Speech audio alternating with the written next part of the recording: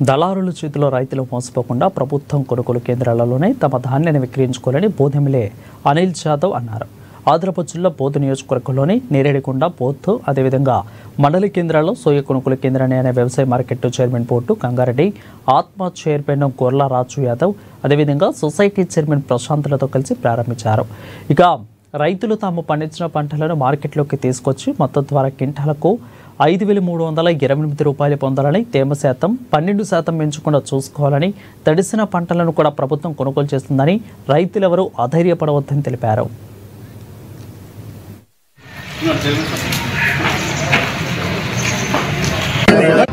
ఈరోజు both market యార్డ్లో PSCS ద్వారా, మార్క్ఫెడ్ ద్వారా సంస్థ ద్వారా మొక్కజొన్న మరియు సోయాబీన్, అదేవిధంగా కాటన్ కార్పొరేషన్ ఆఫ్ ఇండియా ద్వారా పత్తి కొనుగోలు ప్రారంభించడం జరుగుతున్నది.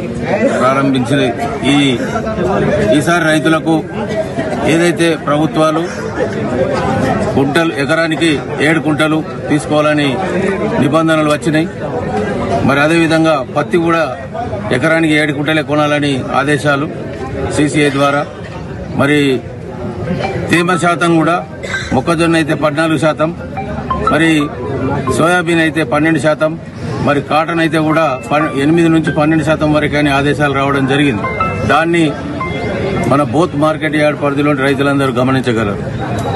దీని విషయం ఈసారి రాష్ట్ర ప్రభుత్వం తరఫున మేము వ్యవసాయ శాఖ మంత్రిని కానీ, ఇన్ఛార్జ్ మంత్రిని కానీ, కలెక్టర్ గారిని రిప్రజెంటేషన్ చేయడం జరుగుతుంది. ఎందుకొరకంటే వర్షాకాలం అనేది ఇంకా బందే కాలేదు. 4.5 నెలలు దాదాపు అయితే కంటిన్యూ పడుతున్నాయి. ఈ అకాల వర్షాల వలన తడిసినటువంటి ధాన్యం కానీ, తడిసినటువంటి పత్తిని తేమ శాతంలో సడలించాలని, మరి పత్తికి 20% వరకు తేమను తీసుకోవాలా.